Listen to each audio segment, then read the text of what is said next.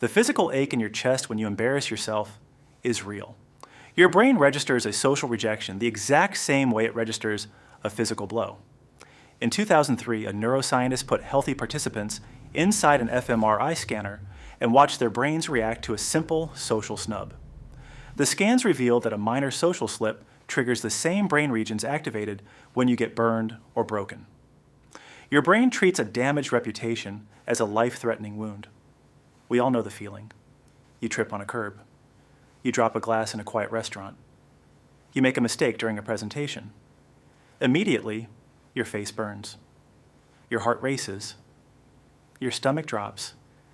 And you feel a visceral, desperate urge to disappear. We use physical words to describe it. We say our feelings were hurt. We say we were crushed. We joke that we wanted to die right there. We treat these reactions as emotional nuisances. We assume they are just the price of having an ego. But evolution doesn't waste energy on useless emotions. That hot wave of shame isn't a design flaw.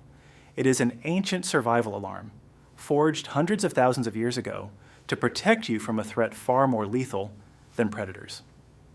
At the University of California, Los Angeles, Dr. Naomi Eisenberger wanted to see what rejection actually looks like inside the human brain. She put participants in an fMRI machine to scan their neural activity in real time.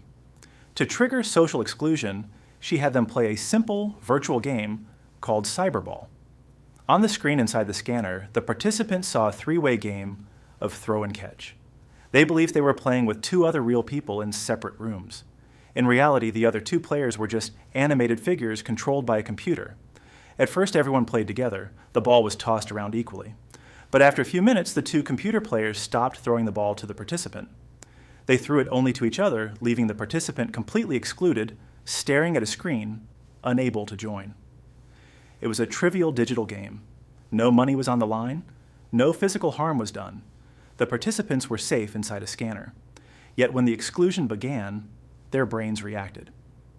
The fMRI scans showed a surge of activity in the dorsal anterior cingulate cortex, or the dACC. In neurology, the dACC is famous. It is the hub that processes the affective component of physical pain. It is the area that decides how distressing an injury is. If you pinch your arm, your sensory cortex registers where the pinch is, but your dACC decides that it hurts and that you should make it stop. If your brain's emotional distress center is enjoying this breakdown, consider subscribing to Decode More Human Quirks. We reverse engineer the systems we take for granted every week. During the Cyberball game, the participants' dACC lit up as if they were experiencing physical trauma. The participants who reported feeling the most hurt by the exclusion showed the highest activity in this region. Evolution did not build a new brain region for social feelings. Mammalian history is a story of survival through cooperation. In the Pleistocene epoch, early human bands relied on the group for everything. A hominid alone on the primeval grasslands could not hunt large game, could not keep watch at night, and could not survive predators. In that world, exile or banishment from the tribe was a literal death sentence. Because social exclusion meant physical death, the brain hijacked the pre-existing physical pain warning system. It wired social rejection directly into the dACC. The warning signal had to be painful because a mild intellectual warning would not force a hominid to immediately correct their behavior and beg the tribe for forgiveness.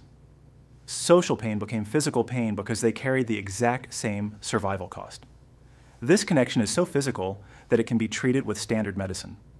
In 2010, researchers split participants into two groups. One group took daily doses of acetaminophen, common Tylenol, while the other took a placebo. After 3 weeks, the Tylenol group reported significantly fewer hurt feelings from their daily social lives. When placed in the Cyberball game, their scans showed reduced activity in the dACC. A physical painkiller eased their social distress. Here is the modern mismatch. We no longer live in small hunter-gatherer bands where every face is familiar and every interaction dictates survival.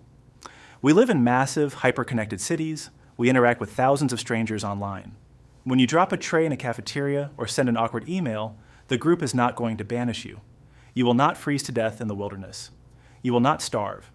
But your ancient alarm system does not know that.